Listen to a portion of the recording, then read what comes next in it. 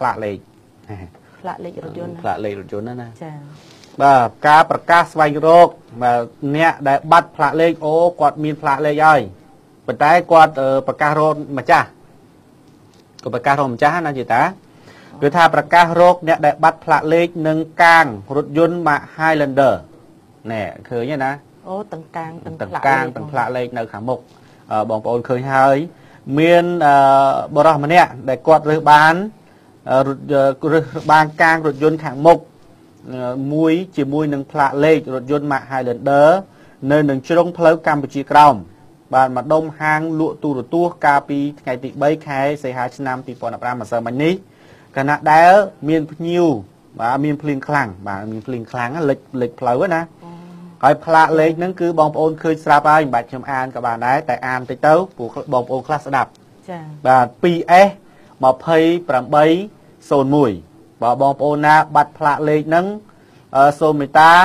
តាក់ទងមកកម្មវិធីយើងខ្ញុំក៏បានដែរដើម្បីទៅយកផ្លាកលេខនឹងផ្ទាល់តែម្ដងព្រោះកាងហ្នឹងមកកាងហ្នឹងអាចច្រើនណាស់ណាជាតាគាត់លេចខ្លាំងទៅអាលោកបោកមកគាត់អត់បានចាប់អារម្មណ៍ដឹងជូបាត់ចាអញ្ចឹងបងប្អូនណាបើបាត់កាងនេះហើយសូមតាក់ទងមកកម្មវិធីយើងខ្ញុំតាមលេខទូរស័ព្ទ012 69 66 79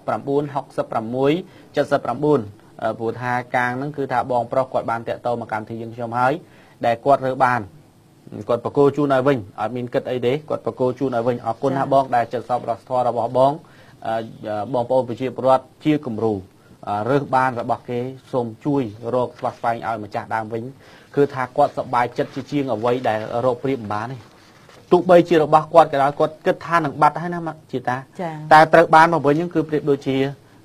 ទិញបានរបស់ទឹកមួយអញ្ចឹងសប្បាយរីករាយព្រោះថាបងប្អូនប្រជាពលរដ្ឋលោកមានចិត្តបុណ្យណាគេហៅថាចិត្តបុណ្យចាហើយក៏សូមជម្រាបជូនភ្ជាប់ជាមួយនឹងបញ្ហាផ្លាកលេខនេះដែរចាកាលពីថ្មីដែរឃើញថាបងប្អូនប្រជាពលរដ្ឋយើងដែលនៅម្ដុំដូចថាទូសង្កែជាប្រទេសបរិយហ្នឹងចាគឺគាត់បានបាត់ស្លាកលេខរថយន្តហ្នឹងគឺទាំងមុខទាំងក្រោយតែម្ដងបាទចាមិនដឹងនិយាយថានឹងចរាចរណ៍ទីផ្សារហ្នឹងកំពុងតែពេញនិយមឬក៏យ៉ាងណានោះទេចាឃើញថាអញ្ចឹងចាប់បាត់ផ្លាកលេខទាំងមុខទាំងក្រោយបានន័យថាមានចោលលួចដោះហើយលួចគាស់យប់លុបមិនយប់ប្រលប់ទេថ្ងៃត្រង់អីអញ្ចឹងចាគាត់ឲ្យថាថ្ងៃសម្រាប់ថ្ងៃសៅរ៍ថ្ងៃអាទិត្យហ្នឹងគាត់សម្រាប់នៅផ្ទះតែអញ្ចឹងធម្មតានៅតាមបរិយមួយច្រើនតែគាត់ទុកឡាននៅខាងមុខផ្ទះចាបន្តគ្នាអញ្ចឹងទៅអញ្ចឹងខ្ជិតនៅអាកាសនោះទៅក៏មានថាចោលលួចដោះអញ្ចឹងប្រហែលជាមានទីផ្សារសម្រាប់ទិញនៅស្លាកលេខរថយន្តមិនដឹងទៅយកទៅធ្វើអីជាបញ្ហារថយន្តកិច្ចពន្ធឬក៏យកទៅប្រព្រឹត្តនៅអំពើ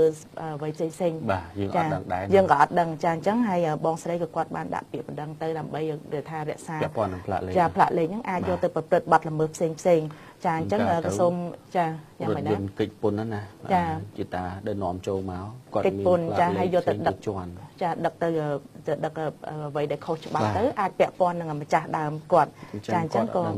ចាគាត់ក៏បានដាក់ពាក្យបណ្ដឹងទៅខាងអាជ្ញាធរដែរហើយម្យ៉ាងទៀតនោះក៏សូមផ្ដាំផ្ញើដល់បងប្អូន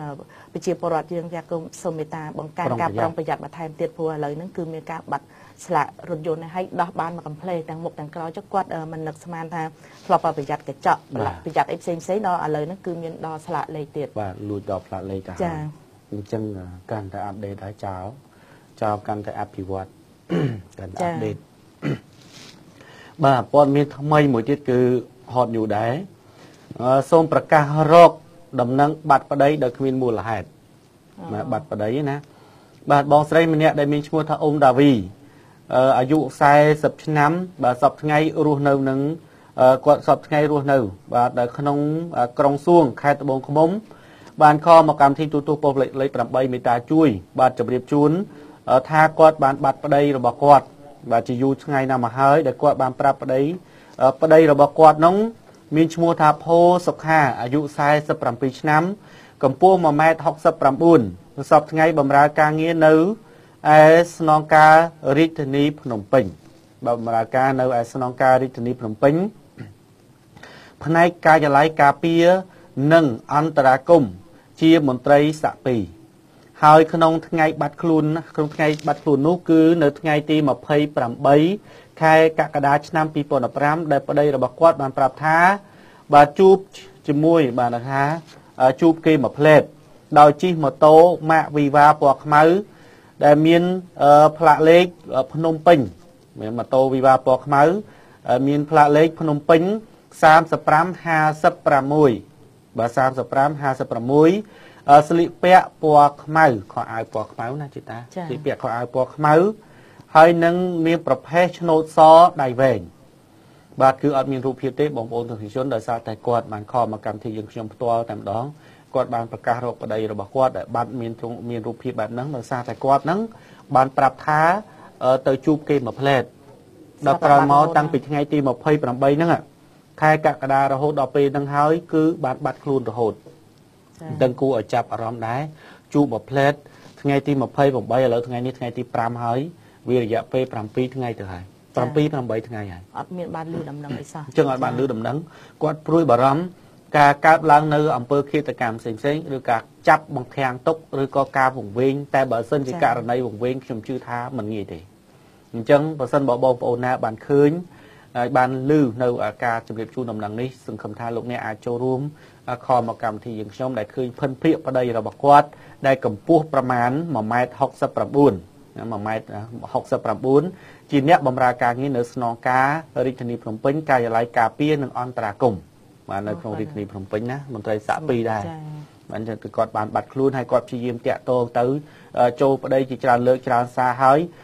ចំពោះប្តីគាត់ហ្នឹងគឺថាទេទៅគឺបានថាអត់ចូលទេបាត់ខលទៅអត់ចូលទេលេខហ្នឹងដល់គាត់ខ្លាចប្តីរបស់គាត់ហ្នឹងព្រួយបារម្ភខ្លាចប្តីរបស់គាត់កើតជំងឺអ្វីផ្សេងបាទព្រោះថា